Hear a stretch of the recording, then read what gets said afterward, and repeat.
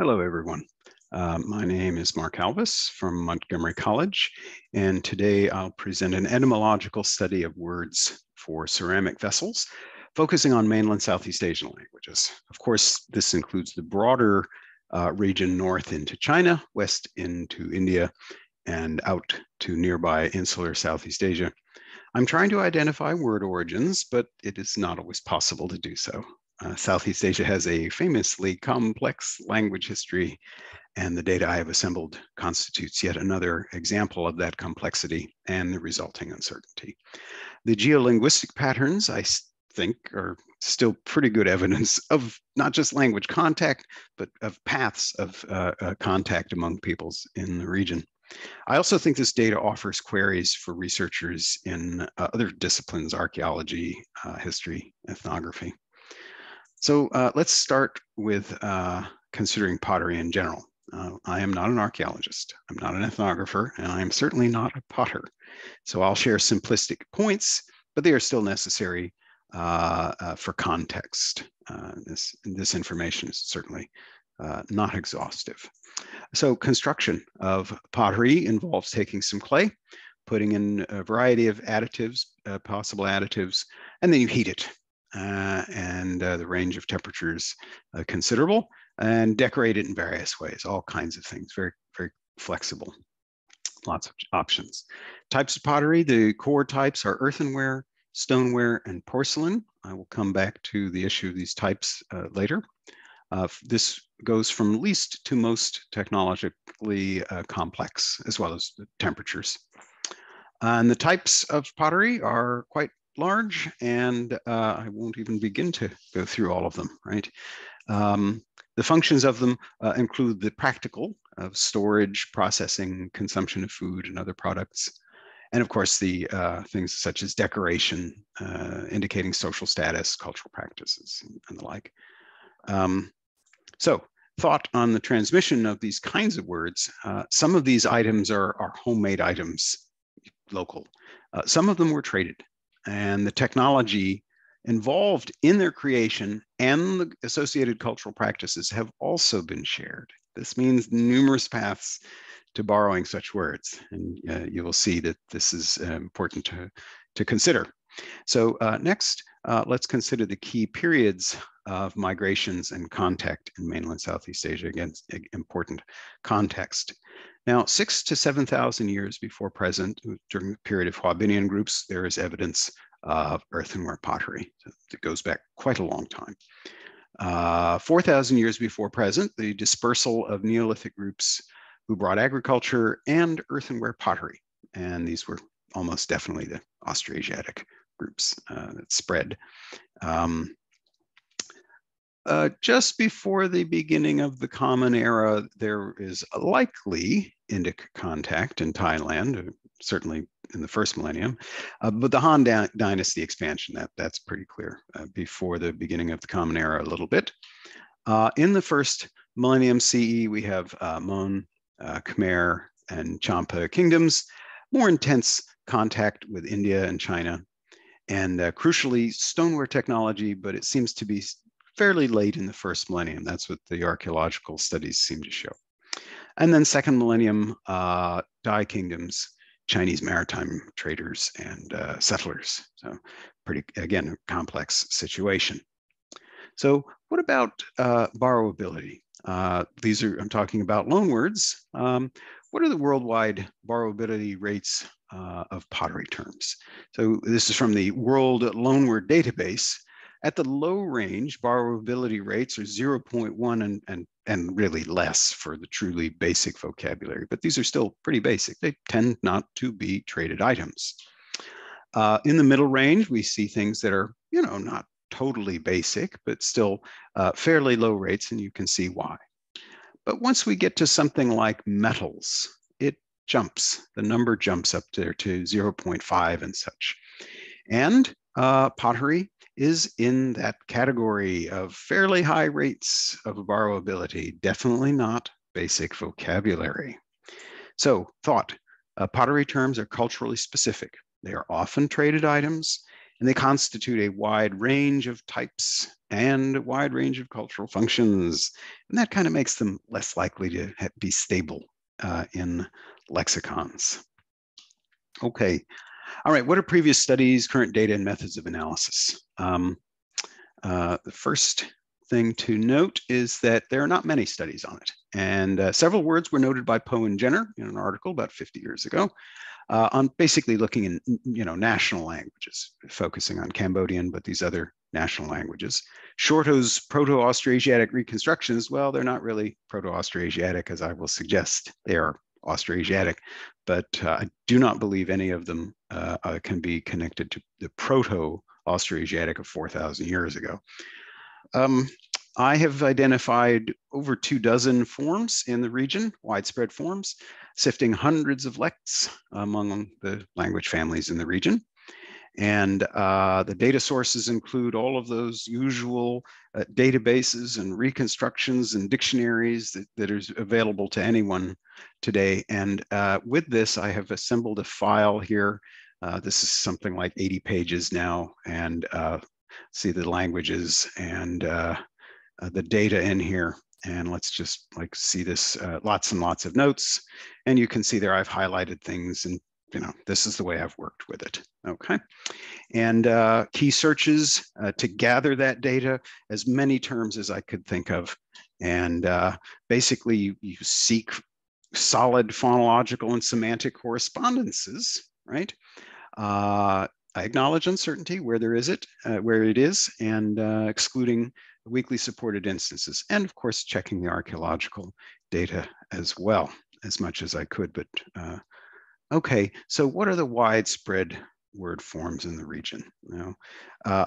Here's the way I've taken it. I've listed the identified word forms in all caps, such as this bang, che, gla, kal there. We cannot reconstruct loan words that are in multiple language families, and not really, we shouldn't. Technically we can, but we shouldn't. And even across branches, if they're loan words, it's a messy matter. For the semantics, I've chosen the most common sense among the words there, jar, cooking pot, and such. There's still considerable semantic variation in the data. Okay, first, so there are those several Austroasiatic words, but again, I think these are later stage innovations. I don't think they're Proto-Austroasiatic etymology. At least there's not enough evidence for that. There are 9 Chinese loanwords in the region. Okay, pretty notable. There are a few other sources there, such as Indic, Persian, Kradai, English there. And lastly, there are some which are uncertain origins. I cannot determine them. Okay. Now, I do not include instances of loanwords between only 2 languages, such as Malay and Semai, or Vietnamese and Mahnar. Those are not widespread. Okay, they occur, but they're not widespread. These are widespread forms. So let's start with the Austroasiatic forms here. This is the oldest existing language family in the region, arguably the center of Southeast Asian ethno-linguistic history. I'll show the word forms in all caps again. Then the earliest evidence of the words, when there is evidence. Sometimes there is, and often there isn't. Lastly, the distribution among the languages. Okay, so let's start here.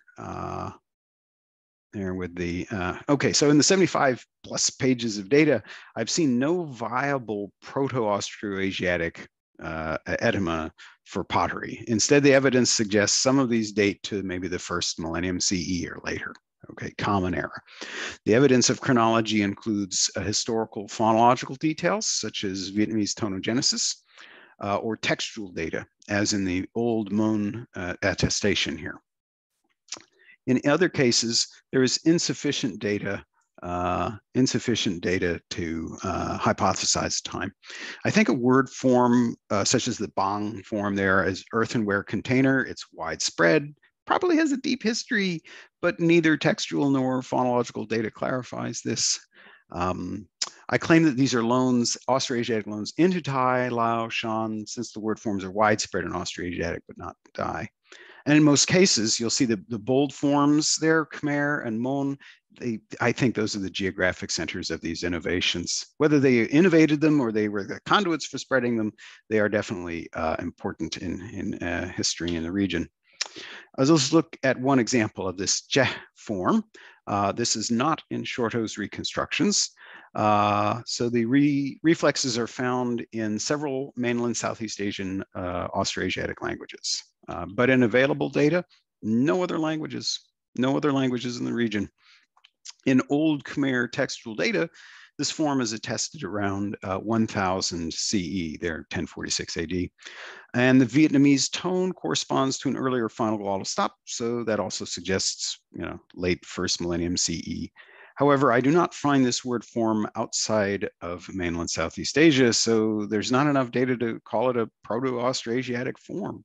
Now, I think it's quite reasonable to hypothesize it was an Austroasiatic trade route item, and it was certainly part of the Khmer and Mon kingdoms. The final H versus the final glottal stop actually makes me suspect it could be older. But again, whether the term dates to before the Common Era, I just don't think there's enough evidence. Okay, so that's what I think so far for this item. So this is the approach I've taken. Okay, next let's consider Chinese pottery loanwords. As you can see, there are quite a few of them, and they are quite widespread. Poe and Jenner noted several of these, well, some of these in their 1973 article, but they only considered Cambodian, Vietnamese, Thai, and Lao. I've looked at a lot more.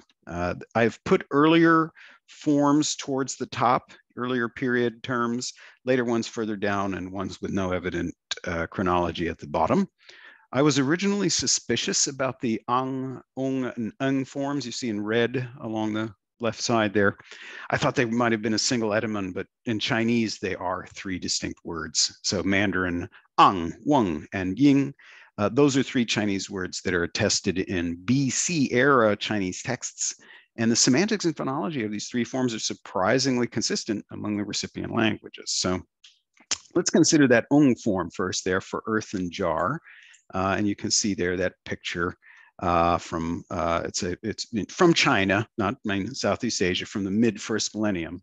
So I found this item in Warring States texts, and so again from that similar period, and it's in a few Austroasiatic branches, and it is also in both Thai and Lao.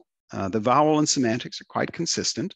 There's no phonological or textual data to indicate timing. I really can't say it's 1 century, 2 centuries, 5 centuries, but maybe it was brought with Dai groups, maybe, and if so, it entered in the second millennium, sometime in the second millennium. I don't find it in Khmer, so I suspect it's a Dai source rather than a Chinese one directly in mainland Southeast Asia. It's also interesting that it's earthenware, not stoneware, as we might expect of a trade item.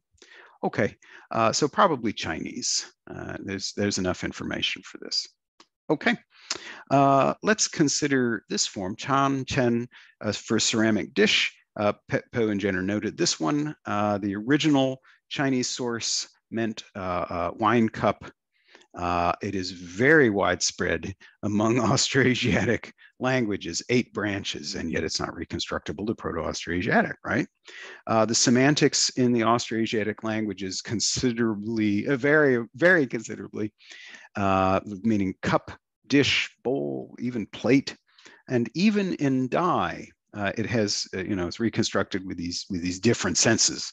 Now, what's good is the Dai C tone, the Vietnamese sak tone, they're both expected, and that strengthens the connection. So the semantic variation reduces certainty somewhat, but the phonological aspect, it's very consistent among the languages, so it cannot just be dismissed. The difference between the Chan and Chen forms is due to the secondary donor languages.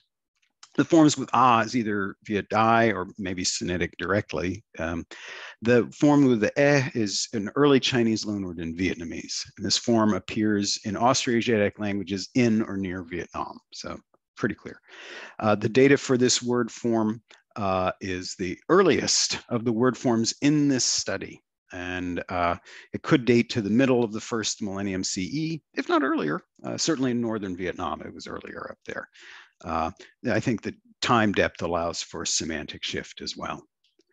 Okay, other languages, there is one form, which is from Indic, the Bot form. I believe the Pingon form must have been borrowed directly from Persian rather than an intermediary Indic language. There's a Dewey form from Kradai, and there's Glass from English, seen in languages spoken in areas with histories of English colonial presence. So that's a more recent one, a few hundred years anyways. But let's consider the Bot form for alms bowl. This is a bowl used by Buddhist monks to beg for food. And this is still practiced in mainland Southeast Asian countries. And in Chinese texts, the word is from the Sui to Tang dynasty, so mid first millennium, maybe a little bit later.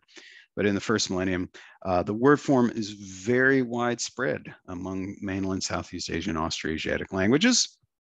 The Old Khmer and Old Javanese forms are visibly connected to the original polysyllabic Sanskrit form. Okay, the textual evidence dates the word to around 1,000 years ago in mainland Southeast Asia. Since it corresponds to the full Sanskrit word form, it seems to be a direct loan from Indic, not, for example, via Chinese. This is a strong case of a first millennium borrowing, maybe late first millennium borrowing of an Indic cultural term and the associated Indic word, cultural item and the associated word into mainland Southeast Asia. The remainder of the terms are of uncertain origin. Only one of these has actual textual data to give some sense of timing. Regarding this task form at the top, I see no way to determine whether this is from Khmer, Old Javanese, or Mon. I don't know. Uncertainty is the case for all of the others on this list. There are 2 or more major languages and no way to determine whether, for example, Thai, Khmer, Cham was the donor language. For an example, I have chosen this Cham word for a dish or bowl, and this form is vaguely similar to the Chan Chun form from Chinese, but some languages, such as Cambodian, have both forms with distinct semantics. They're different etymology. Okay, I can't help but wonder if this word is somehow related to the Cham ethnonym. Like the naming of porcelain from China, we call China, right? This is highly speculative and there's no evidence for it. I just don't know. This highlights the messiness of mainland Southeast Asian etymology. And it should remind researchers not to be quick to make claims of connections when we don't have enough data. We must find as much data as possible, and even then only offer placeholding hypotheses. So, I forgot to show my data there. Okay, and as you can see, there's enough consistency of this. Okay, very good. Okay, concluding observations. There's evidence of contact, obviously evidence of trade, and I think more importantly, trade routes. So some of these are contained only in Austroasiatic or between Austroasiatic and Thai, certain trade routes, basically. And the sharing of cultural practices, very interesting information, potentially useful. There's complexity. This is a challenge. Varied language context situations. We can't know how, when, where exactly. Significant semantic variety of some words, but consistency of others. So there is some stability in here, enough stability to give us confidence. Chinese is very notable here. Notable lexical imprint of Chinese, both directly from Chinese lects and via Dai and Vietnamese. Again, kind of messy, but obviously something happened when Chinese brought pottery in. Austroasiatic kingdoms are also important, and we have evidence of the spread of pottery objects and the terms during the Khmer and Mon kingdoms, sharing them with other Austroasiatic groups, and Thai and Lao. But there is no evidence of BCE era words, no apparent Proto-Austroasiatic terms. Who knows, maybe, but not enough. Trade, I think, trade and semantic shift may have led to replacement. Finally, future paths. We need additional clarifying ethnoarchaeological and historical data. I'm searching for it. And we need, I hope, ethnoarchaeologists to consider the data I've provided. Okay, thank you for your time. I welcome comments, questions, and suggestions. I'll hold out my alms bowl for them. Thank you very much.